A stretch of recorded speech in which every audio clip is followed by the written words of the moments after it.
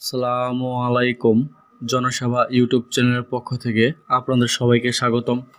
বন্ধুরা, যারা আমার এই চ্যানেলে নতুন তারা অবশ্যই আমার চ্যানেলটিকে সাবস্ক্রাইব করবেন এবং যারা ইতিমধ্যে সাবস্ক্রাইব করেছেন তাদেরকে অসংখ্য ধন্যবাদ। তো বন্ধুরা, আজকের ভিডিওর বিষয় হচ্ছে আপনারা অনেকেই প্রাইমারি যে নিয়োগ বিজ্ঞপ্তিটি প্রকাশ করেছিল প্লাস 32,000 লোক নিয়োগ বিজ্ঞপ্তি নেবে, তার যে আবেদন ফর্মটা আপনারা ফিল আপ করেছেন হয়তো বা ভুল হয়েছে, তার যে সংশোধন প্রক্রিয়া সেটা আমি বিস্তারিত A to Z এই ভিডিওতে আলোচনা করব।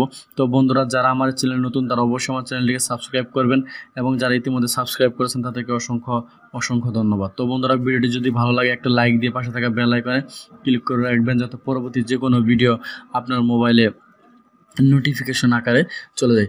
তো বন্ধুরা, আপনারা যে গত 24 তারিখ নভেম্বরের 24 তারিখে আবেদনের প্রক্রিয়া শেষ হয়েছে, এখন আবেদন করার সময় নেই। তো বন্ধুরা, এখন আপনারা যে আবেদনটি করেছিলেন প্রাইমারি স্কুলের জন্য সহকারী টিচার বা সহকারী শিক্ষক হিসেবে, তার যে আবেদনটি ভুল সংশোধনের প্রক্রিয়া সেটা আমি বিস্তারিত এই ভিডিওতে আলোচনা করব। তো বন্ধুরা, অনেকে হয়তো বা আবেদন করেছেন, কারো হয়তো বা পিতার নাম ভুল হয়েছে, কারো অথবা মাতার নাম বা জন্ম তারিখ বা মোবাইল নাম্বার অথবা আপনার গ্রাম বা ডিস্ট্রিক্ট কোড বা যেটা হোক, যে কোনো একটা ভুল হয়েছে। কিন্তু এখন এটা আপনারা সংশোধন করবেন, তার জন্য তাদের অফিসিয়াল ওয়েবসাইটে একটি সূত্র দিয়ে দিয়েছে। আপনারা দেখেন যে ভুল সংশোধন এডিট রিকোয়েস্ট করুন 28 নভেম্বর 2020 থেকে 4 ডিসেম্বর 2020 পর্যন্ত। তো বন্ধুরা, আপনারা অনায়াসে এবং সহজে এটা আপনার ভুলটা সংশোধন করতে পারবেন, কোনো প্রকার ব্যয় হবে না বা কোনো পেমেন্ট এর জন্য প্রযোজ্য নয়।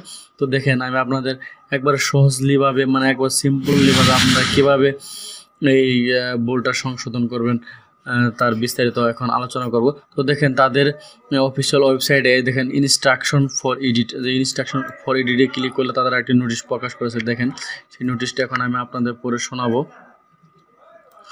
তথ্য সংশোধনের নির্দেশনা। প্রথম ধাপ, তথ্য সংশোধনের জন্য আবেদন গ্রহণ 28/11/2020 হতে 04/2012 তারিখ পর্যন্ত।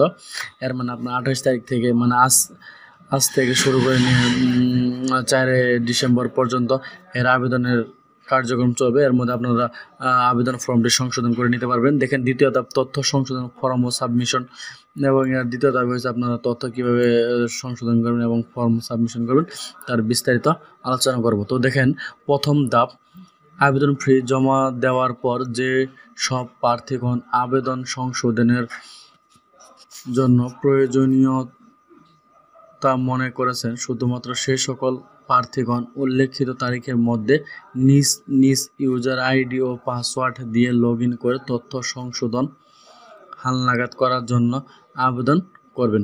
তো বন্ধুরা, এটা হচ্ছে শুধু যাদের আবেদন ভুল হয়েছে তারাই শুধু আবেদন করতে পারবে, এবং যাদের আবেদন ফর্ম বা যারা আবেদন করেছে কিন্তু ভুল হয় না তাদের আবেদন করার প্রয়োজন নয়। তো দেখেন, গৃহীত আবেদনের পরিপ্রেক্ষিতে প্রার্থীর মোবাইল নাম্বারে SMS এর মাধ্যমে তথ্য সংশোধন সংক্রান্ত নির্দেশনা প্রেরণ করা হবে।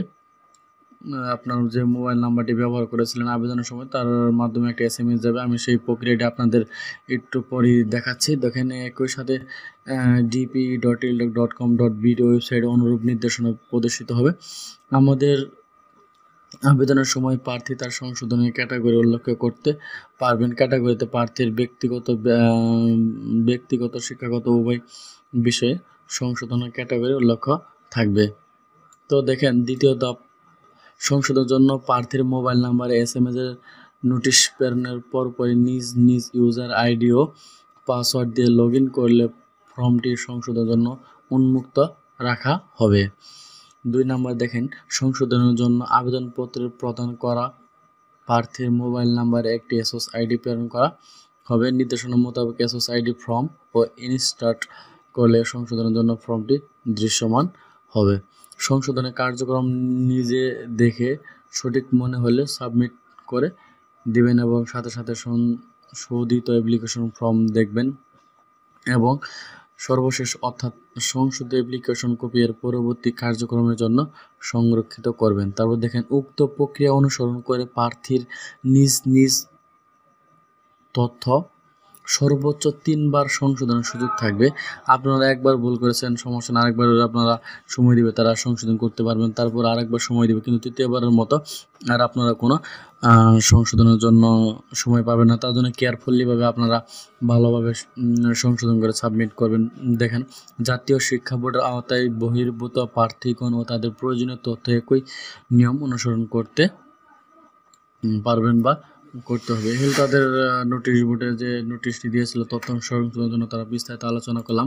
তো দেখেন, এখন আমি আপনাদের দেখাবো কিভাবে আপনারা সেই এডিট করবেন আপনার ফাইলটি। যেমন ধরেন এই যে এখানে দেখেন অপশন আছে হোম, তারপরে ফটো, সিগনেচার, বিল এডিটর, তারপর আপনার ডাউনলোড অ্যাপ্লিকেশন কপি, তারপর পেমেন্ট স্ট্যাটাস, তারপর আপনার এডিটিং অ্যাপ্লিকেশন, তারপর আপনার অ্যাডমিট কার্ড, হেল্প ফিগার। যেহেতু যাই হোক, আমাদের এখন যেহেতু আমরা সংশোধন করব, তার জন্য আপনার এখানে ক্লিক করবো। এই দেখেন এডিট অ্যাপ্লিকেশন দেখতে পারতেছেন, অবশ্যই এডিট অ্যাপ্লিকেশনে আপনার ক্লিক করতে হবে। তো এডিট অ্যাপ্লিকেশনে ক্লিক করার পর আপনি যে আবেদন করেছেন তার যে একটি ইউজার আইডি পাসওয়ার্ড আছে, সেই ইউজার আইডি এবং পাসওয়ার্ড এখানে দিবেন। ইউজার আইডি এবং পাসওয়ার্ড সঠিকভাবে দেবেন। তো বন্ধুরা, আমি আগে থেকে একটি সিলেক্ট করে রেখেছি, সেই ইউজার আইডি আর পাসওয়ার্ড এখানে দিব, সিলেক্ট করব। দেখেন, আমি এখান থেকে একটু দিয়ে দিয়েছি ইউজার আইডি এবং পাসওয়ার্ড। আপনাদের যে ইউজার আইডি এবং পাসওয়ার্ডটি আছে সেটা এখানে বসাবেন। বসানোর পর এখানে আপনারা সাবমিট করবেন। সাবমিট করার পর আপনাদের দেখেন আপনাদের মাঝে এরকম একটি ইন্টারফেস চলে আসবে। দেখেন সিলেকশন কারেকশন টাইপ, আপনি কি সিলেকশন করতে চান, আপনার কি ভুল হয়েছে এবং কি তা আপনার সংশোধন করতে চান তার বিস্তারিত এখানে দেওয়া আছে। দেখেন personal information, educational information, both information. আপনি পার্সোনাল অথবা এডুকেশনাল যেটাই ভুল হয়েছে কিনা আপনি চাইলে একটা করে সিলেকশন করে দিতে পারেন, অথবা এখানে দেওয়া আছে দেখেন এডুকেশনাল ইনফরমেশনও সিলেক্ট করতে পারেন, পার্সোনাল ইনফরমেশনও সিলেক্ট করতে পারেন। তো যদি আপনার দুটোটাই ভুল হয় তাহলে আপনি এখানে দেবেন বোথ ইনফরমেশন। আচ্ছা দেখেন, এই যে বোথ ইনফরমেশনে ক্লিক করব। ক্লিক করার পর আপনি এই যে এখানে সাবমিট করবেন, এই সাবমিট অপশনে এখানে ক্লিক করবেন। সাবমিট অপশনে ক্লিক করার পর দেখেন আমার request submitted successful, you will be notification by SMS later for edit.